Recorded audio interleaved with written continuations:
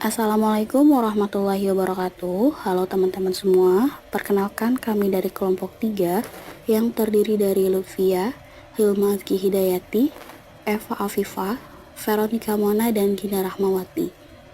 Pada kesempatan kali ini, kelompok kami akan membahas mengenai rancangan pembelajaran dalam UBD atau Understanding by Design. Baiklah, langsung saja kepada pembahasan.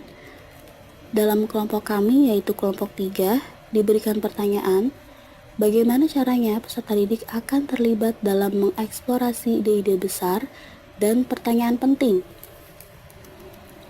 Menurut kelompok kami, strategi yang dapat diterapkan yaitu dapat melalui pembelajaran berbasis proyek, di mana pembelajaran ini dirancang untuk mendorong pemikiran kritis dan eksplorasi.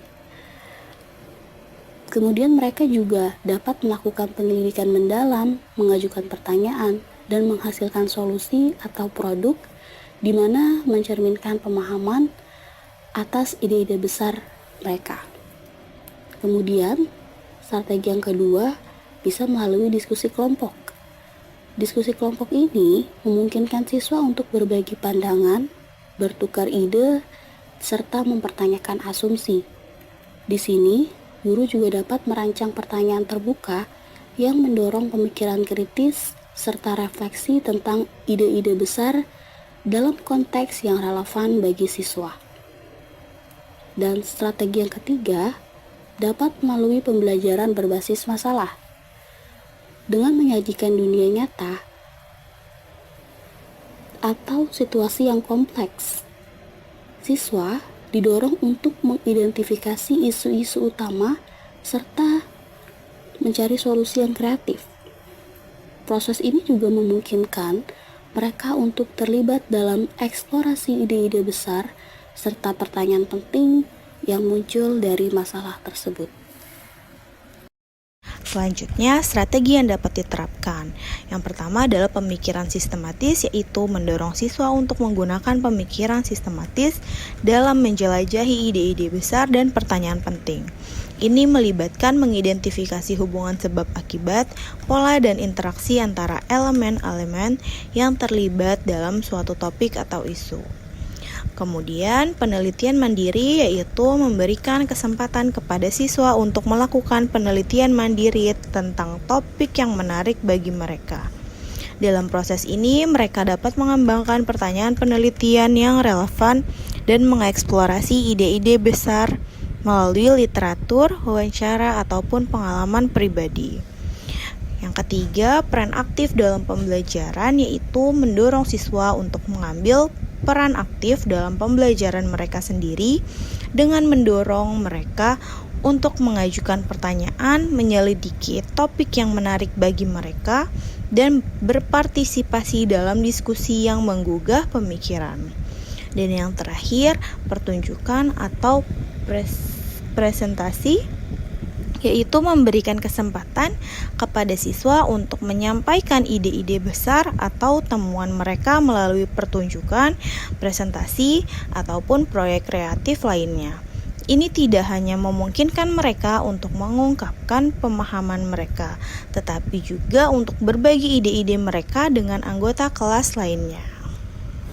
Baik, kita akan membahas pertanyaan selanjutnya, yaitu kegiatan belajar apa untuk penampilan kemampuan puncak siswa, pekerjaan rumah, dan pengalaman di luar kelas apa yang diperlukan untuk memungkinkan peserta didik mengembangkan dan memperdalam pemahaman mereka tentang ide-ide penting. Di sini saya akan membahas tentang kegiatan belajar untuk penampilan kemampuan puncak siswa bertujuan untuk meningkatkan pemahaman siswa tentang ide-ide penting dan mendorong mereka untuk menunjukkan kemampuan puncak mereka dalam berbagai bentuk. Di sini ada 3. Yang pertama ada pembelajaran berbasis proyek, yang kedua diskusi kelas, yang ketiga pengajaran kolaboratif.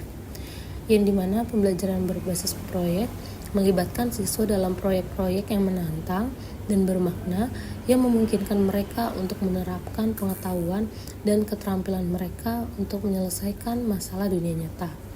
Lalu di dalam diskusi kelas, diadakan diskusi kelas untuk diadakan diskusi kelas yang dinamis dan interaktif untuk mendorong siswa untuk bertukar ide, berdebat, dan memperdalam pemahaman tentang topik-topik penting. Lalu yang ketiga ada pengajaran kolaboratif, yaitu mendorong siswa untuk bekerja sama dalam kelompok untuk menyelesaikan tugas, presentasi, dan proyek, membangun keterampilan kolaborasi dan komunikasi mereka. Selanjutnya yaitu kegiatan belajar apa untuk penampilan kemampuan puncak siswa. Pekerjaan rumah dan pengalaman di luar kelas apa yang diperlukan untuk memungkinkan peserta didik mengembangkan dan memperdalam pemahaman mereka tentang ide-ide penting.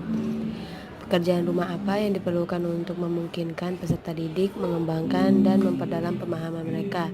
Yang pertama yaitu membaca. Tugaskan siswa untuk membaca teks yang relevan dengan topik yang sedang dipelajari, mendorong mereka untuk menganalisis, mengevaluasi, dan mensintesis informasi. Yang kedua yaitu menulis.